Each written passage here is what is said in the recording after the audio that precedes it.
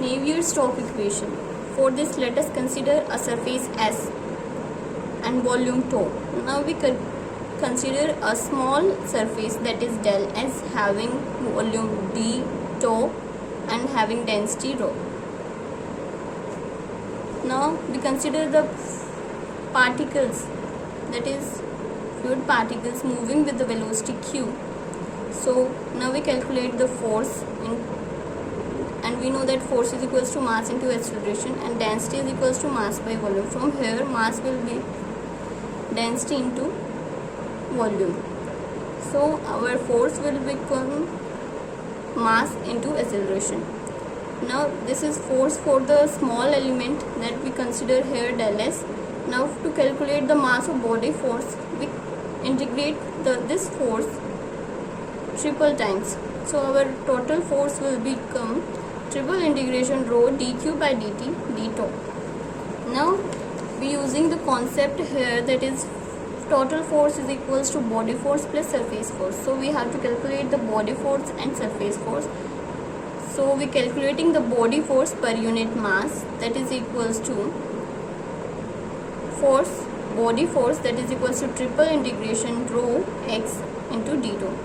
This is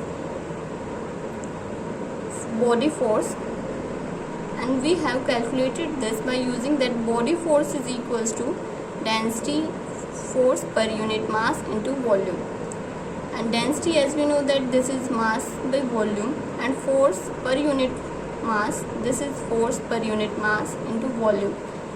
Now we cancel this mass and volume, here we get force. So this is our body force per unit mass. And to calculate the surface force, we having F in x, force in x direction, y direction and z direction. And as we know that stress is equals to force upon area, from here force is equals to stress into area. So taking stress component px, py, pz. So our force will become px dA I cap, py dA I y cap, pz dA I z cap. Now we have to calculate the stress. As we know that the stress in x plane, that is sigma x x in sigma x x, that means this is our x plane and moving in x direction. This is sigma in x plane and moving in y direction, and sigma x, that means in x plane and moving in z direction. Similarly we can calculate the py and pz. Now our force is equals to I cap. Here we having force stress into area, so having to calculate the force of whole body, we have to calculate 2 times of integration px dA I plus Iy, double integration py dA plus Iz I cap, double integration pz dA.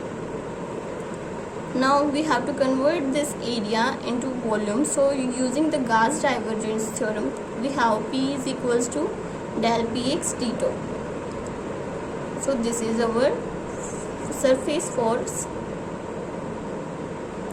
And now using the total force is equals to body force plus surface force, and taking from here triple integration and d tau as a common, so cancelling them, so we get the equation, that is rho dq by dt is equals to rho x plus del px I cap plus del py I y cap plus del pz I z cap. And we know that px from here, and del px will become this del px, integrating this is with respect to del x, del y, del z, del x, del y, del z. So we have del px is equals to curly x x, curly x plus curly sigma xy, that is curly y, plus curly sigma xz, that is curly z. So we get the 3 components of stress in del form. Now putting these values in equation 8, So we get, and now considering these stress component in x-axis, y-axis and z-axis.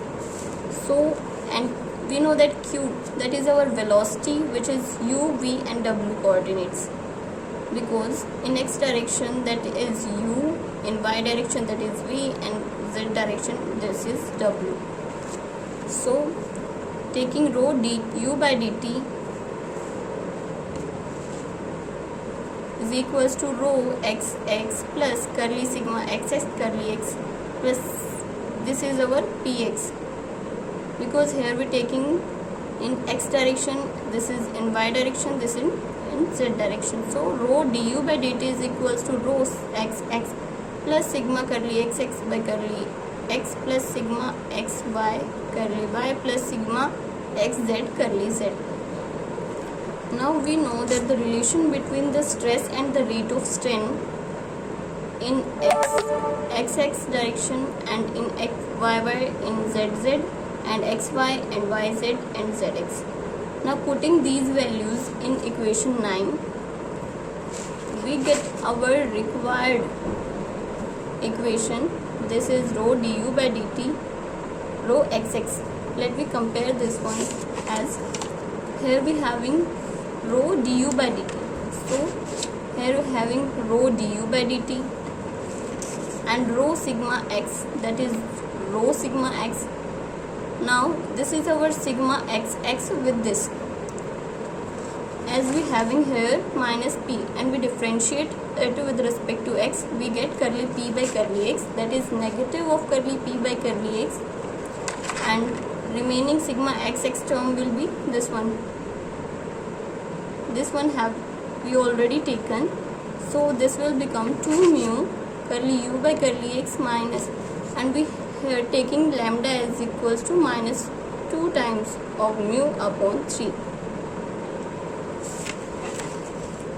Putting lambda here, so this will become this, and this is our sigma xy, and the value of, as we know that sigma xy as mu times of curly u by curly y plus curly v by curly x.